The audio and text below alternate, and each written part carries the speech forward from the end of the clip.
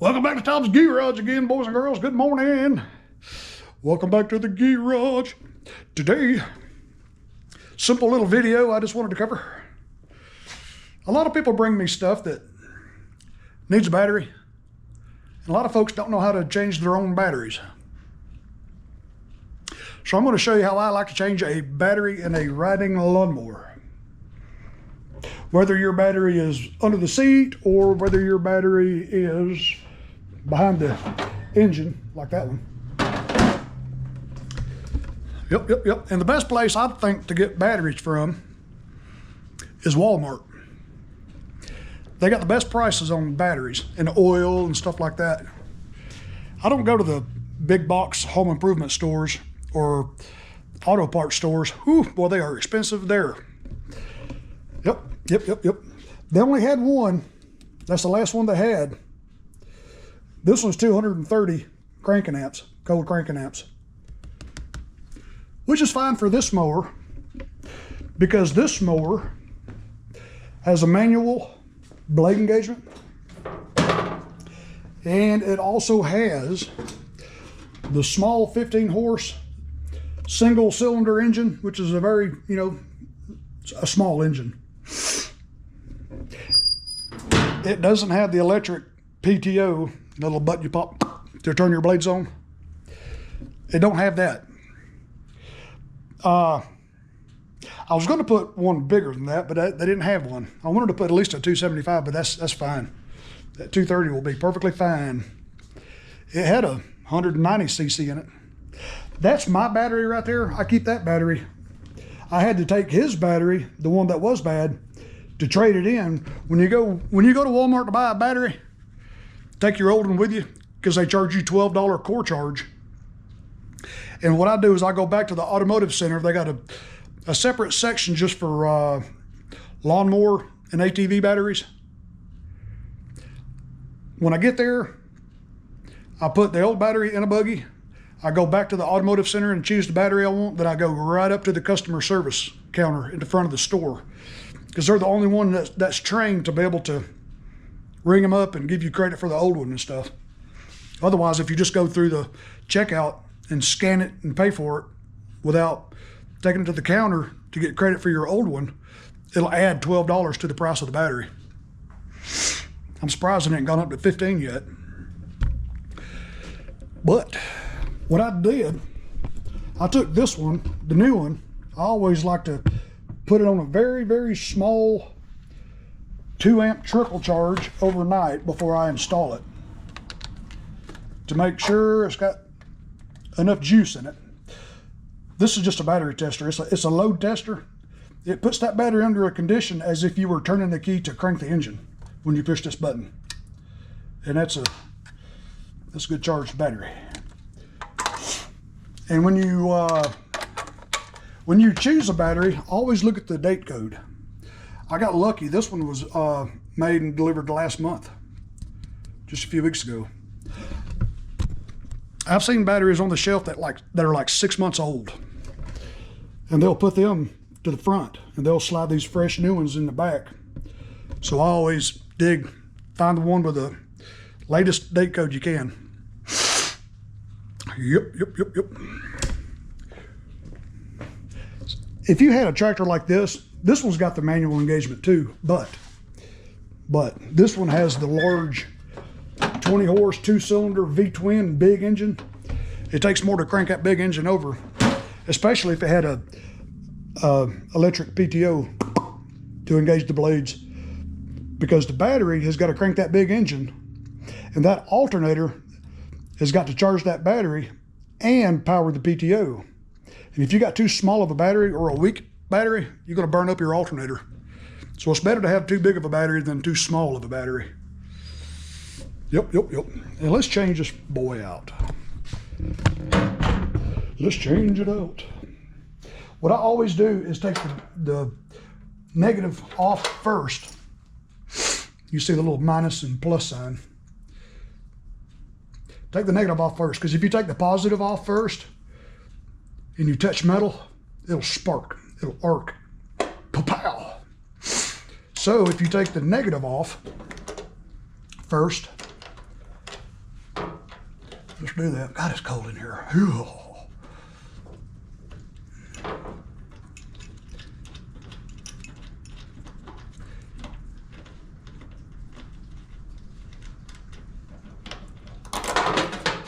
So if you take the negative off first, you know, you can touch metal, you can touch metal anywhere you want. You're not going to spark.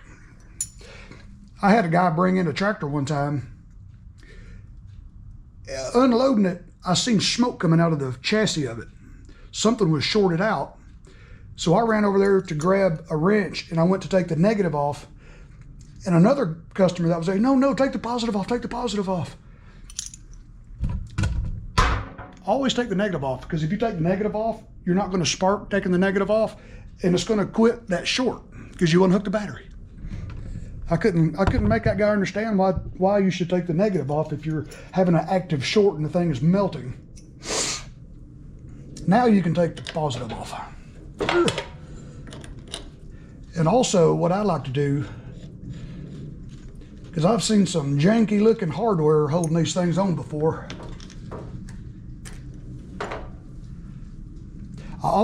I keep a box of brand new 1/4 by 1 inch bolts and some 1/4 20 nuts. I keep brand new. Every time I put a new battery in, I always put new nuts and bolts in it. That's just something I've always done. You can see this battery right here has been sparked before.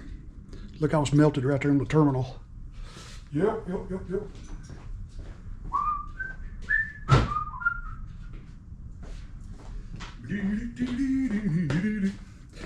And make sure you don't lose your battery hold down. I don't know how in the world this thing got twisted up in there like that. I'm going to have to figure out how to get that off. Yeah, that thing's wedged in there pretty good. It was like that when I got it. So now I gotta, there we go. Take it out that way. Pile. I've seen these also get corroded and get so thin they just break. But this was in good shape.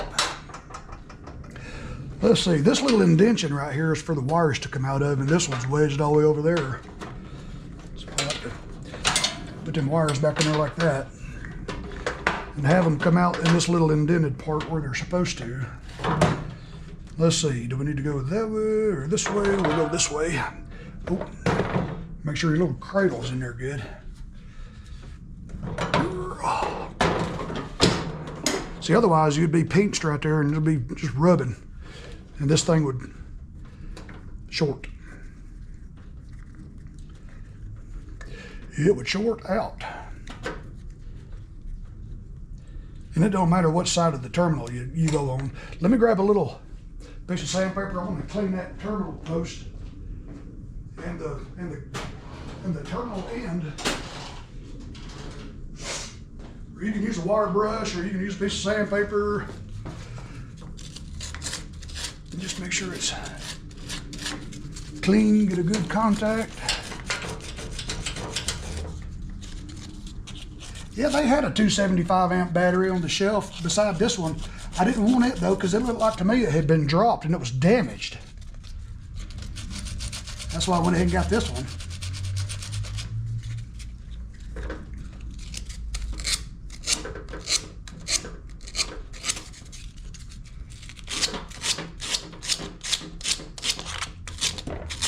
Make sure it's clean.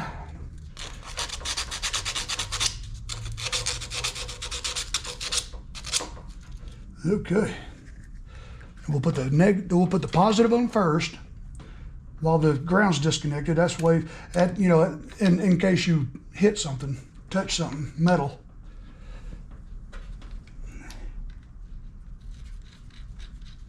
Oh, let's see. We can't forget to put the doohickey on there. Battery hold down. Let's do that real quick. Like that. Force it down like that. There we go.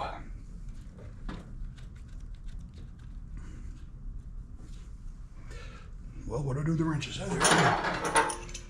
See, while you're tightening it, in case you touch metal, it ain't going to spark. And if you cause a spark, you'll probably blow that fuse in there, and And you'll be wondering what's wrong with your tractor. And don't hook it up backwards. Make sure you don't hook it up backwards. Let me push some of this wire back down in there. I went to a customer's house one day last year. He says something was wrong with his starter. He said it wouldn't engage the flywheel when he turns the key. It would just bzzz, you know.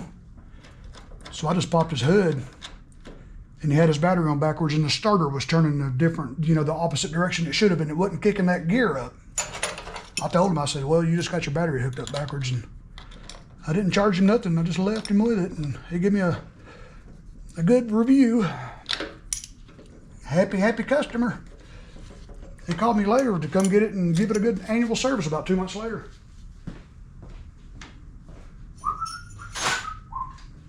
And the last thing I do, I always use battery protector. I always put it on the negative too. You don't have to, just on the positive, but that'll help protect it. And when the customer sees it, he'll say, well, man, he went through all that for me. It looks like a professional job. Just makes it look good. And make sure you cover that terminal back.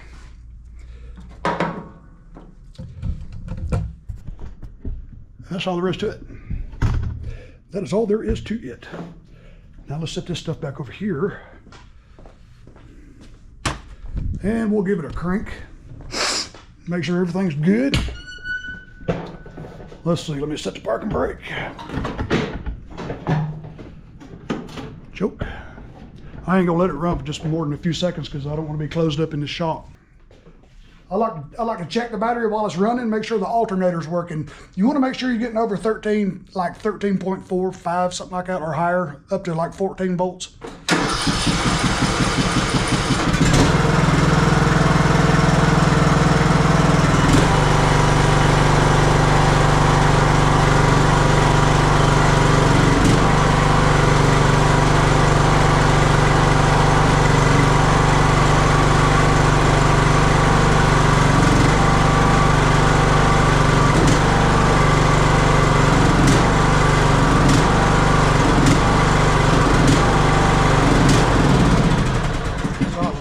Gas on this thing. 13.2 if you got yourself a little, you know, a little voltmeter. This one's got 13.2, so I knew it was probably the battery because that battery I took out of this thing was like 6 years old. And you never get more than 2 or 3 years out of a battery anyway.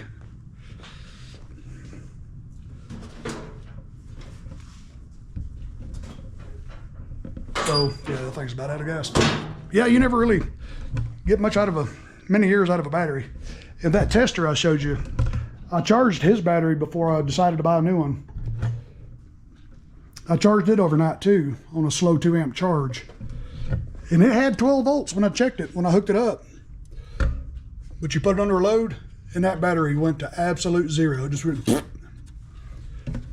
So that told me that battery, it would charge up to 12 volts, but it had no oomph. Yep. So just when it's running, just check your voltage at the battery. If it's got over 13 volts, you know, the alternator's good, it's charging the battery. So, well, there you go. That's how I like to replace batteries. Don't be intimidated. Get a battery big enough. Take your time. Undo the negative first. And then when you put the new battery in, put the positive on first. Never touch that positive post with that negative hooked up to it. I've done it myself.